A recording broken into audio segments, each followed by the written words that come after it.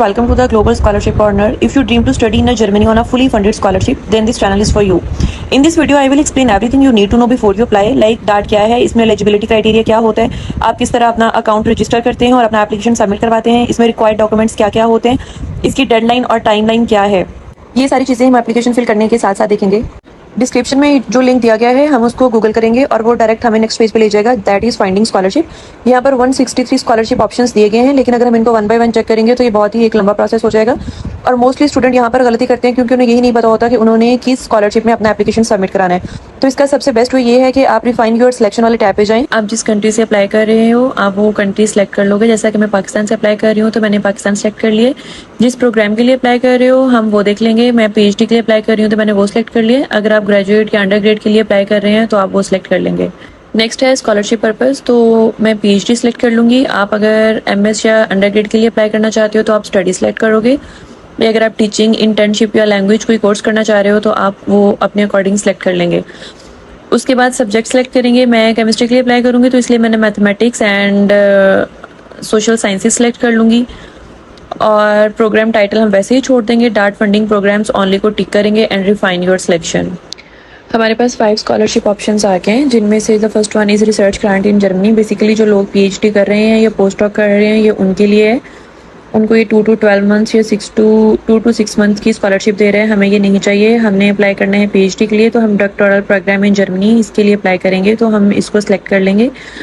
ये हमें next step पे ले जाएगा जहाँ पर इस प्रोग्राम का सारा ओवरव्यू दिया हुआ है। यहाँ पे हमारा एलिजिबिलिटी क्राइटेरिया कवर हो जाता है कि हु कैन अप्लाई। तो कोई भी पर्सन जिसके पास मास्टर्स की डिग्री है या उसने कोई डिप्लोमा किया हुआ है तो वो इसके लिए अप्लाई कर सकता है, वो एलिजिबल है डार्ट स्कॉलरशिप के लिए। इसके नेक्स्ट क्वेश्चन कवर हो रहा है कि हमें फंडिंग कितनी मिलेगी, उसका ड्यूरेशन कितना होगा। तो बेसिकली ये 4 ईयर की मैक्सिमम फंडिंग देते हैं, लेकिन इनिशियली 3 ईयर्स की फंडिंग मिलती है। और अगर आपका एक्सटेंशन ऑफ स्कॉलरशिप हो जाता है, अगर आपको 1 ईयर एक्स्ट्रा लगता है तो उसकी वैल्यू कितनी होती है, ये पर मंथ 1400 यूरोज पे करते हैं। उसके अलावा जो इसके बेनिफिट्स हैं उसमें आपके हेल्थ इंश्योरेंस होती है, ट्रैवल अलाउंस होता है और आपको एनुअल रिसर्च अलाउंस मिलता है जो कि 460 यूरोज होता है। तो बेसिकली ये बेनिफिट्स हैं जो डार्ट स्कॉलरशिप से हमें मिलते हैं। And the next thing is कि अगर आपके ग्रेड्स अच्छे हैं, आपका सीजीपीए अच्छा है, आपकी पब्लिकेशंस हैं या आपने रिसर्च प्रोजेक्ट्स किए हुए हैं तो ऑफ कोर्स आपके चांसेस जो हैं वो ज़्यादा हो जाएंगे। The next thing is application requirements. तो बेसिकली कोई भी पर्सन जिसके पास मास्टर्स की डिग्री है और उसकी लास्ट डिग्रीज को मोर देन 6 ईयर्स ना हुए हों तो वो अप्लाई कर सकता है इसके लिए। और अगर आप ऑलरेडी पीएचडी कर रहे हो तो उसमें आपके 3 ईयर्स से ज़्यादा टाइम ना हुआ हो तो आप अप्लाई कर सकते हो इसके लिए। Next application procedure. इसमें सबसे पहले उसकी डेडलाइन दी हुई है कि 31 अगस्त लास्ट डेट है अप्लाई करने की। सिलेक्शन डेट जो है वो फरवरी में होगी और मई में आपकी फंडिंग स्टार्ट हो जाएगी। The next thing is application documents. हमें क्या क्या डॉक्यूमेंट्स चाहिए होंगे, हमें एक ऑनलाइन एप्लीकेशन फॉर्म फिल करेंगे और उसके बाद हमें एक CV अटैच करना होगा जिसमें जो मैक्सिमम 3 पेजेस का होगा। अगर आपकी पब्लिकेशन है तो वेल एंड गुड, वो भी हमें अटैच करने होंगे। लेटर ऑफ मोटिवेशन चाहिए 1 to 2 पेजेस का। अगर आप पीएचडी के लिए अप्लाई कर रहे हो तो ऑफकोर्स आपको एक रिसर्च प्रपोजल भी चाहिए होगा, लेकिन अगर आप एमएस और बीएस के लिए कर रहे हो तो सेम इसी तरीके से हम रिक्वायरमेंट्स चेक कर सकते हैं कि आइदर उसमें है या नहीं, बट मोस्ट प्रोबेबली नहीं होता। और द नेक्स्ट थिंग इज़ अगर किसी प्रोफेसर के पास इंडिविजुअल प्रोजेक्ट है और वो आपको एक्सेप्टेंस लेटर दे देता है तो आपने वो भी साथ में अटैच करना है। And the next thing is कि आपकी जितनी भी डिग्रीज़ हैं मास्टर्स की, बैचलर्स की, उन विद जिसमें फाइनल ग्रेड्स आपके मेंशन हुए होंगे वो हम सबमिट करवाएंगे। ट्रांसक्रिप्ट सबमिट करवाएंगे। लेटर ऑफ रिकमेंडेशंस चाहिए होंगे। और उसके बाद जो लैंग्वेज है उसमें ये दिया हुआ है कि अगर आपका आइल्स है, टॉफल है या आपने कोई भी लैंग्वेज टेस्ट किया हुआ है तो उसकी रिक्वायरमेंट्स बताई हुई है कि हमें क्या क्या चाहिए।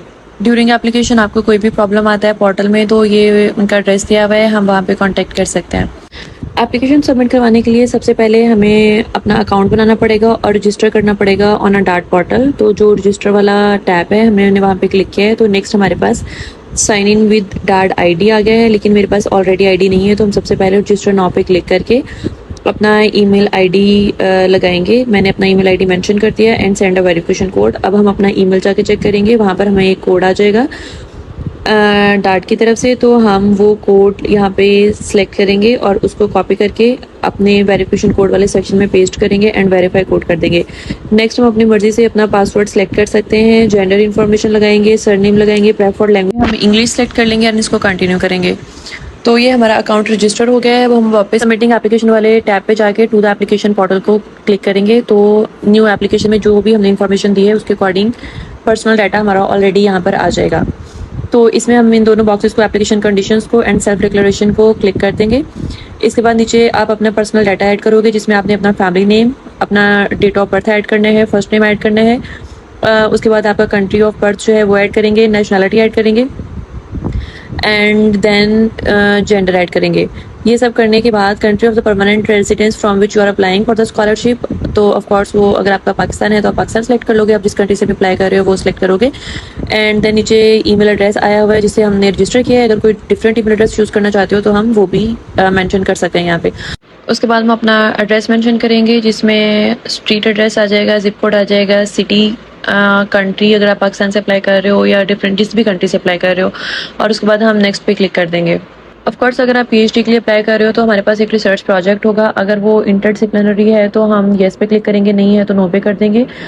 आप जिस फील्ड में अप्लाई कर रहे हो उसमें किस सब्जेक्ट ग्रुप में वो आ रहा है, बेसिकली मैंने केमिस्ट्री के लिए अप्लाई करना है तो वो आ रहा है मैथमेटिक्स एंड साइंस में, तो इसलिए मैंने वो सिलेक्ट कर लिया है। सब्जेक्ट मेरा केमिस्ट्री है तो मैं यहाँ से केमिस्ट्री सेलेक्ट कर लूँगी। अगर आप उसके बारे में कुछ एक्सप्लेन करना चाहते हो अपने प्रोजेक्ट के बारे में तो वेल एंड गुड, अगर नहीं करना चाहते तो हम इस टैब को वैसे भी छोड़ सकते हैं। नेक्स्ट हम अपने प्रोजेक्ट की एक शॉर्ट सी डिस्क्रिप्शन दे देंगे और उसके बाद target institution country of course Germany है तो वो ऑलरेडी वहाँ पे सिलेक्टेड है। उसके बाद जर्मनी के किस सिटी और कौन से इंस्टीट्यूट में अप्लाई करना चाह रहे हो हम उन दोनों को मेंशन कर देंगे। एंड उसके बाद duration of requested funding from to, ये आप अपने सुपरवाइजर से भी पूछ सकते हो, लाइक पर्सपेक्टिव सुपरवाइजर से, या आपको पता है कि 3 ईयर या 4 ईयर की फंडिंग होगी तो हम उसी को सिलेक्ट कर देंगे और नेक्स्ट पेज पे आ जाएंगे।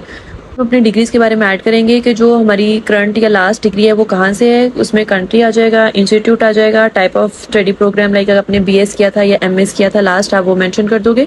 लेकिन यहाँ पर हम अपना मेजर सब्जेक्ट ऐड करेंगे और हम 3 मेजर सब्जेक्ट्स ऐड कर सकते हैं। यहाँ पे मैंने एमएस इन केमिस्ट्री लिख दिया लेकिन सिर्फ केमिस्ट्री आना था तो आप इस बात का ख्याल रखिएगा।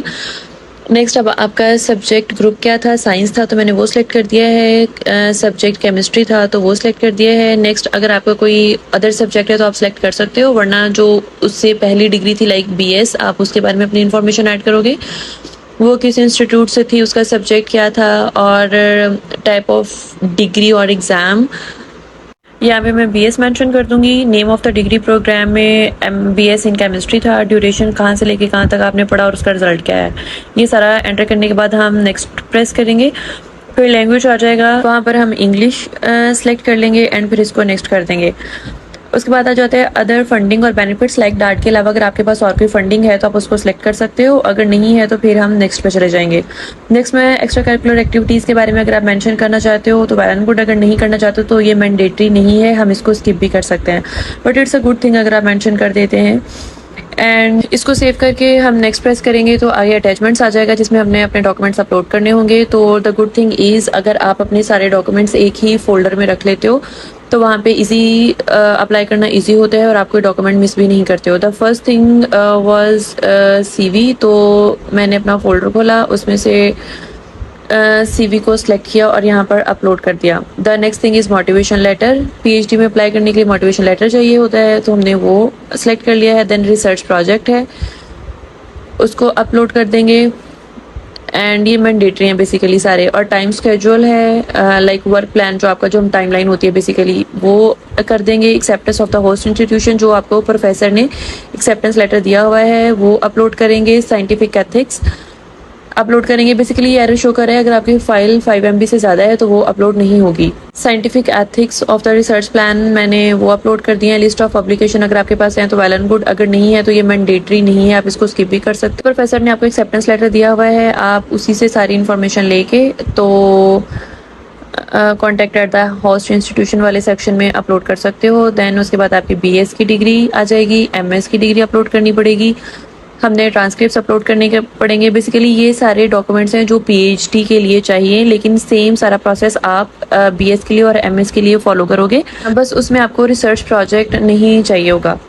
तो बाकी एक्सेप्टेंस लेटर आपको चाहिए होगा प्रोफेसर से, और बाकी आपके जो डिग्रीज़ हैं वो चाहिए होंगी, और जितने भी डॉक्यूमेंट्स मैंने यहाँ पे अपलोड किए हैं वो चाहे आप बीएस के लिए अप्लाई करो या एमएस के लिए अप्लाई कर रहे हो, वो सारे डॉक्यूमेंट्स आपको रिक्वायर्ड होंगे। सारे डॉक्यूमेंट्स अपलोड करने के बाद एंड पे सेंड एप्लीकेशन शो हो रहा है तो हम इस पर क्लिक करेंगे और हमारी एप्लीकेशन सेंड हो जाएगी।